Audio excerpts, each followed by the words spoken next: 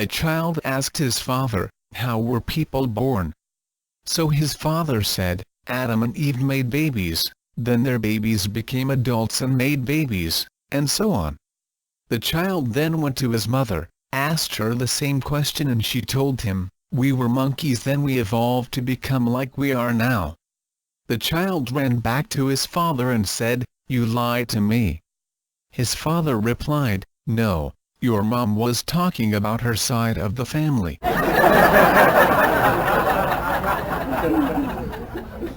Mr. and Mrs. Brown had 2 sons. One was named Mind Your Own Business and the other was named Trouble. One day the 2 boys decided to play hide and seek. Trouble hid while Mind Your Own Business counted to 100. Mind Your Own Business began looking for his brother behind garbage cans and bushes. Then he started looking in and under cars until a policeman approached him and asked, what are you doing? Playing a game, the boy replied. What is your name? The officer questioned. Mind Your Own Business. Furious, the policeman inquired, are you looking for trouble? The boy replied, why, yes.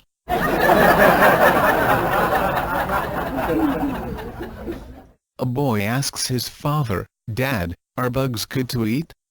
That's disgusting.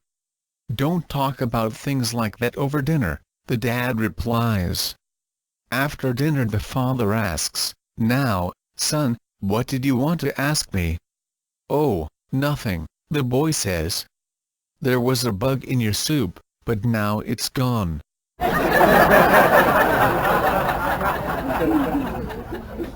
Late one night a burglar broke into a house, and while he was sneaking around he heard a voice say, Jess is watching you. He looked around and saw nothing. He kept on creeping and again heard, Jess is watching you. In a dark corner, he saw a cage with a parrot inside. The burglar asked the parrot, was it you who said Jess is watching me? The parrot replied, yes. Relieved, the burglar asked, what is your name? The parrot said, Clarence. The burglar said, that's a stupid name for a parrot. What idiot named you Clarence? The parrot answered, the same idiot that named the Rottweiler Jess.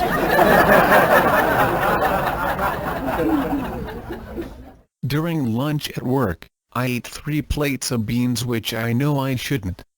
When I got home, my mom seemed excited to see me and exclaimed delightedly, Darling, I have a surprise for dinner tonight.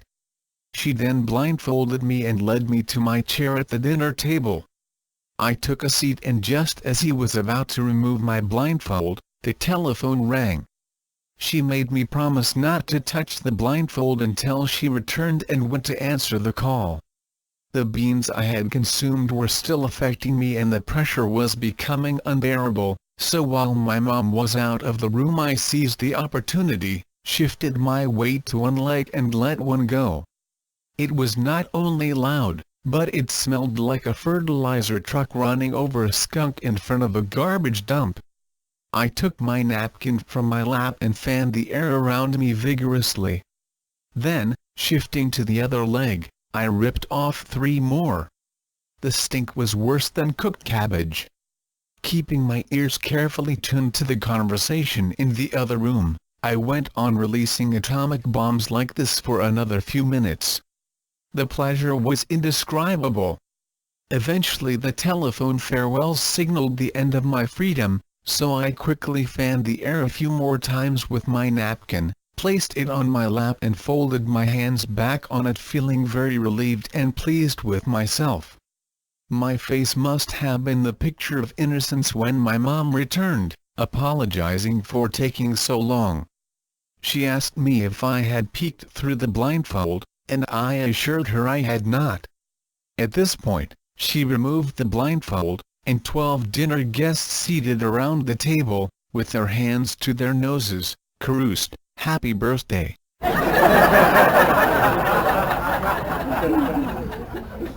There was this guy at a bar, just looking at his drink.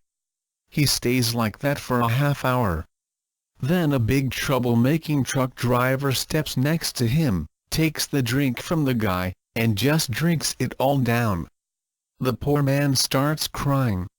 The truck driver says, "Come on man, I was just joking. Here, I'll buy you another drink. I just can't stand to see a man cry." "No, it's not that," the man replies, wiping his tears. "This day is the worst of my life. First, I oversleep and I go in late to my office. My outraged boss fires me. When I leave the building to go to my car, I find out it was stolen. The police say they can do nothing. I get a cab to go home, and when I get out, I remember I left my wallet. The cab driver just drives away. I go inside my house where I find my wife in bed with the gardener. I leave my home, come to this bar, and just when I was thinking about putting an end to my life, you show up and drink my poison."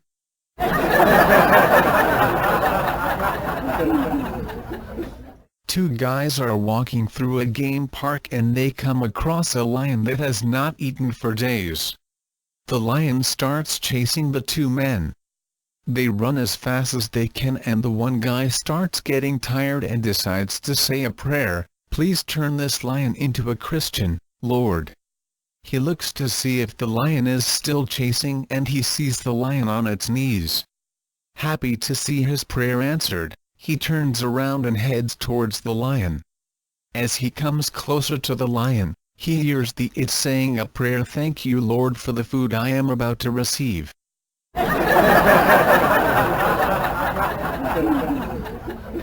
An old man is met by his attorney, and is told he is going to be audited. He rides to the IRS office with his attorney, and when he gets there, he begins to talk with the IRS agent. "I bet $2,000 I can bite my own eye." The IRS agent agrees to the bet, believing it an impossible task. The old man laughs, pulls out his glass eye, and bites it. The IRS agent is dumbfounded. The old man bets $3,000 he can bite his other eye.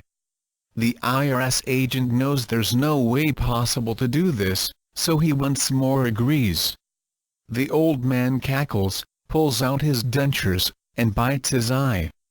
Then the old man finally wagers, "I bet $20,000 I can stand on the far side of your desk, pee over the desk, and get it into your wastebasket, without missing a single drop."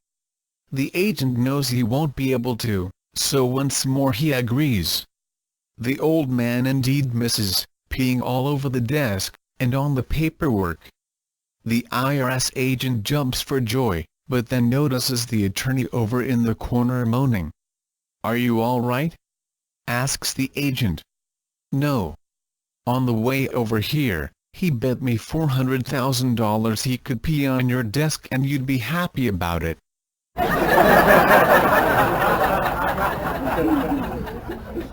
During an impassioned sermon about death and final judgment, the pastor said forcefully, "Each member of this church is going to die and face judgment."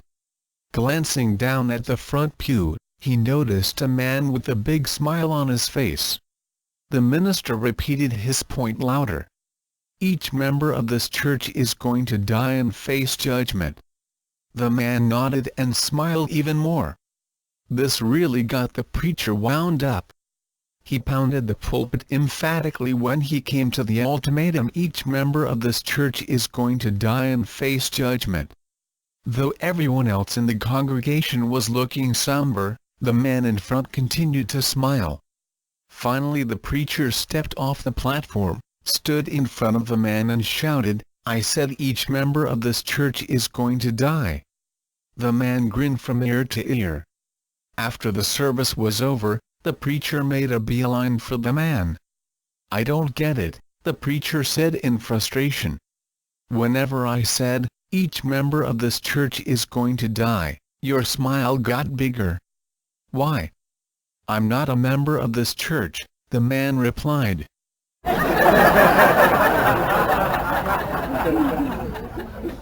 Late one night a man is driving down the road, speeding quite a bit. A cop notices how fast he is going and pulls him over. The cop says to the man, "Are you aware of how fast you were going?" The man replies, "Yes, I am. I'm trying to escape a robbery I got involved in." The cop gives him a skeptical look and says, "Were you the one being robbed?" The man casually replies, "No, I committed the robbery." The cop looks shocked that the man admitted this. "So you're telling me you were speeding, and committed a robbery?" "Yes," the man calmly says. "I have the loot in the back." The cop begins to get angry. "Sir, I'm afraid you have to come with me." The cop reaches in the window to subdue the man. "Don't do that." The man yells fearfully. "I'm scared you will find the gun in my glove compartment."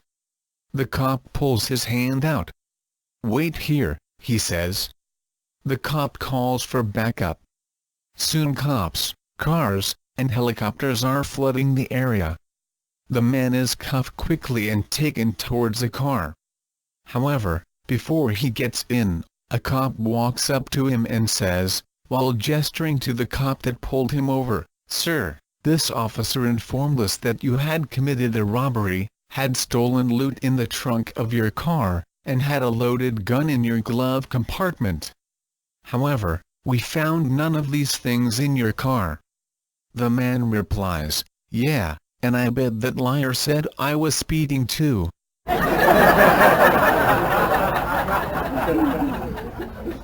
A woman and man get into a car accident. Both of their cars are totally demolished, but amazingly neither of them are hurt. After they crawl out of the wreckage, the woman says, "Wow, look at our cars, there's nothing left. Thank God we are all right. This must be a sign from him that we should be friends and not try to pin the blame on each other." The man replies, "Oh yes, I agree with you completely."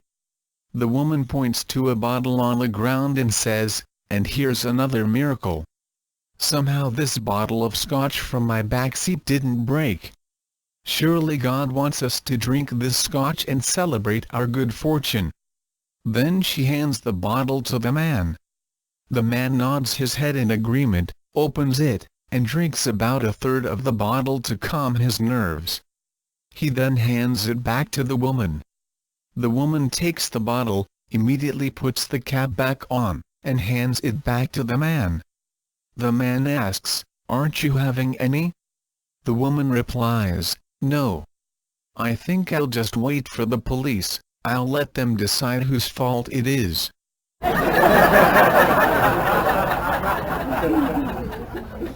A woman goes to the veterinarian with her pig that appears to be sleeping. The woman waits as the vet inspects the pig. Then the vet comes out and tells the woman, "I'm sorry, but your pig is dead." The woman, shocked, yells at the vet, "Are you serious? Did you run tests? He could just be in a coma or something." The vet sighs and heads back to her office with the woman. The vet leaves the room and returns with a dog. The dog approaches the pig and slowly sniffs him from head to toe. He looks up at the woman with sad eyes and walks out. The vet leaves and returns with a cat. The cat approaches the pig and stares at him for a solid 5 minutes. It then meows loudly and slowly exits the room. The vet tells the woman, "See, your pig has definitely passed on." The vet walks to the register and hands the woman a bill for $300. The woman is again outraged. $300 just so you could tell me my little piggy died? The vet replies, "It was only $40 until you made me get a lab report and a CAT scan." A woman goes to the veterinarian with her pig that appears to be sleeping. The woman waits as the vet inspects the pig. Then the vet comes out and tells the woman, "I'm sorry, but your pig is dead." The woman, shocked, yells at the vet, "Are you serious? Did you run tests? He could just be in a coma or something." The vet sighs and heads back to her office with the woman. The vet leaves the room and returns with a dog. The dog approaches the pig and slowly sniffs him from head to toe. He looks up at the woman with sad eyes and walks out. The vet leaves and returns with a cat. The cat approaches the pig and stares at him for a solid 5 minutes. It then meows loudly and slowly exits the room. The vet tells the woman, "See, your pig has definitely passed on." The vet walks to the register and hands the woman a bill for $300. The woman is again outraged. $300 just so you could tell me my little piggy died? The vet replies, "It was only $40 until you made me get a lab report and a CAT scan."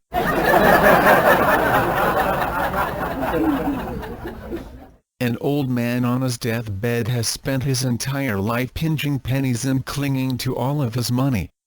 Friendless, he is surrounded by his priest, doctor, and lawyer. Just before he dies he tells them, "I know most people say that you can't bring money with you after you die, but I want you to all throw this into my grave just as they are about to bury me." With this being said, he hands them all envelopes with $50,000 inches them. After his funeral the three are discussing the money. The doctor says, "I have to confess something. I've really been wanting a vacation, so I only threw $40,000 inches." The priest follows, "I must also confess. We are renovating the church, so I only threw in $25,000. I feel terrible." The lawyer lashes out at them, "You guys are terrible. Not only did I throw in the $50,000 he gave me, but I added my own $10,000. The doctor replies, "Why in the world would you give that greedy man your money?" The lawyer replies, "He was a good man, so I wrote him a check for the full amount."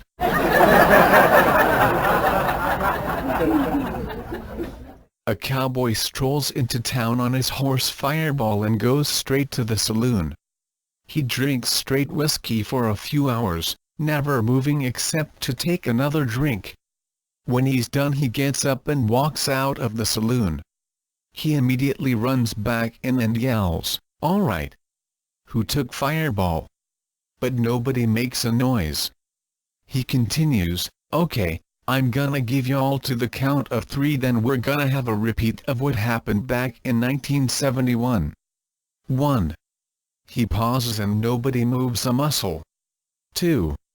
Everybody braces for impending doom. Here it comes. 3. He is interrupted by a man in the saloon. "Wait. It was just a joke, mister. Your horse is right out back, by the way. What did you do in 1971? The cowboy looks him dead in the eye and says, "I had to walk home."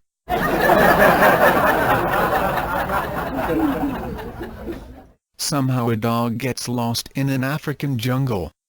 As he is finding his way, a lion spots him. The lion thinks since the dog is so small he will be easy prey. When the dog sees the lion he gets extremely scared and starts to run, but he sees some bones and gets an idea. As the lion approaches he says, "That was some good lion."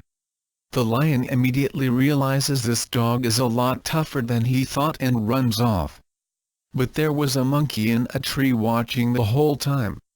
The monkey decides if he tells the lion what had happened the lion might reward him. So he tells the lion and the lion tells him to get on his back so they can share the dog. As the lion and monkey find the dog spots them as well. The dog begins to run but has another idea. "Where is that monkey? I told him to bring me another lion hours ago."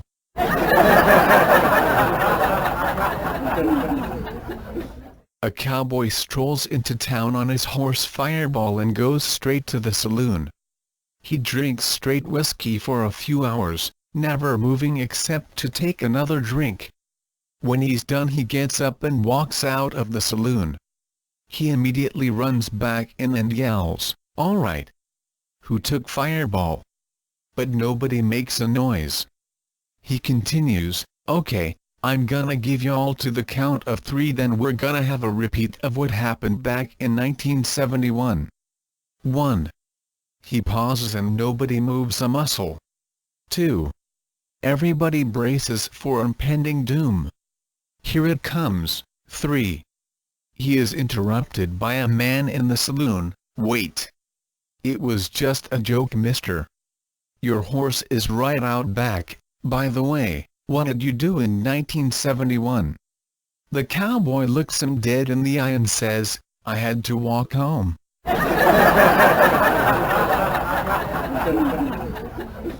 Little Johnny's teacher asks him, "If I give you 2 cats, then 2 more, and 2 more cats, how many would you have?" Little Johnny replies, 7. His teacher asks him again more slowly, "If I give you 2 cats, then 2 more, and 2 more cats, how many would you have?" But again little Johnny replies, 7. Next she asks, "If I get 2 cats, then 2 more, and 2 more cats, how many would I have?" Little Johnny replies, 6. Good job, Johnny. Now if I give you 2 cats, then 2 more, and 2 more cats, how many would you have? Johnny thinks for a second. 7. His teacher gets mad. "Johnny, where do you get 7? Johnny replies, "You gave me 6 cats, and I already have a cat."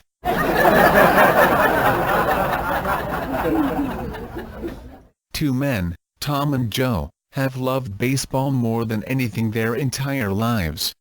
One day Tom says to Joe, "If you die before me, promise me you'll come back and tell me if there's baseball in heaven." Joe agrees and makes Tom promise the same thing. About a week later Tom dies. One night Joe wakes up to somebody calling his name. Scared, he asks, "Who's there?" Suddenly Tom appears and says, "Hi Joe. I'm coming here from heaven. I've got some good news and some bad news. I'll give you the good news first. There is baseball in heaven." Joe gets very excited, but then he asks, "What's the bad news?" Tom looks at him grimly and says, "I looked at the lineup and you're pitching tomorrow."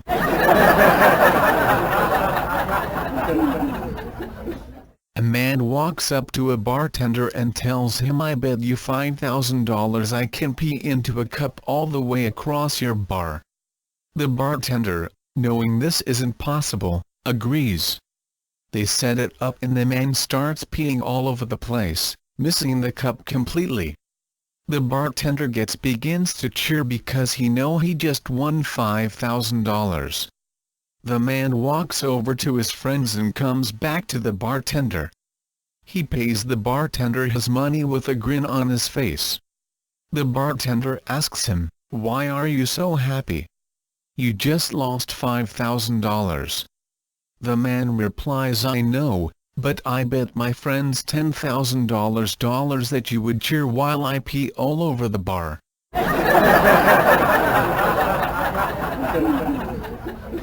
A man goes swimming in the ocean but gets sucked out to sea. A boat passes by him and tells him to climb aboard, but he says, "I have faith, God will save me." The Coast Guard comes by with a rescue helicopter and tells him to climb the ladder up, but he says, "I have faith, God will save me." The man is now getting tired, but thankfully a dolphin swims under him and starts to carry him to shore. But the man pushes the dolphin away saying, "I have faith, God will save me." The man dies and goes to heaven. He asks God, "Why didn't you save me?" God replies, "I tried. I sent a ship, a helicopter and a dolphin."